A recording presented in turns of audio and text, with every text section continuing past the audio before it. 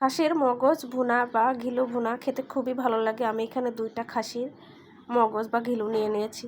কড়াইতে পানি দিয়ে দিয়েছি, পানিটা বলক এসে গেছে। এই পর্যায়ে ধুয়ে রাখা খাসির মগজটা দিয়ে দিলাম। সামান্য পরিমাণে লবণ আর হলুদ দিয়ে একটু নেড়ে কিছুক্ষণ সিদ্ধ করে নেব।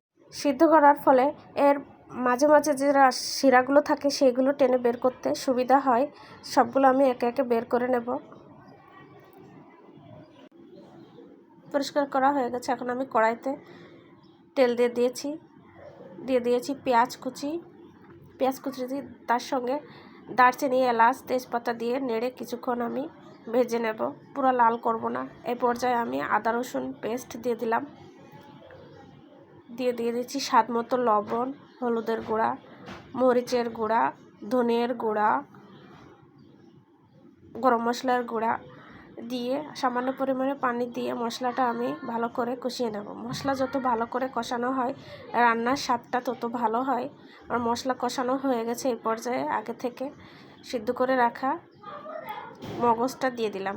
দিয়ে এখন আমি কিছুক্ষণ কষিয়ে পরিমাণ মতো পানি দিয়ে আবার একটু নেড়ে ঢাকনাতে ঢেকে রান্না করে নেব। আমার ভিডিওটা যদি আপনাদের ভালো লেগে থাকে প্লিজ আমার ভিডিওটা লাইক করবেন এবং বেশি বেশি শেয়ার করবেন।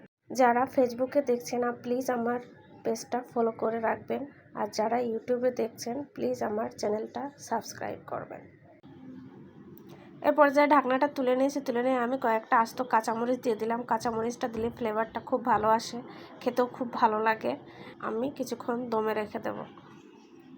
আমার রান্নাটা হয়ে গেছে, আমি নামিয়ে নিয়েছি। দেখেন কত সুন্দর একটা কালার এসেছে। ধন্যবাদ।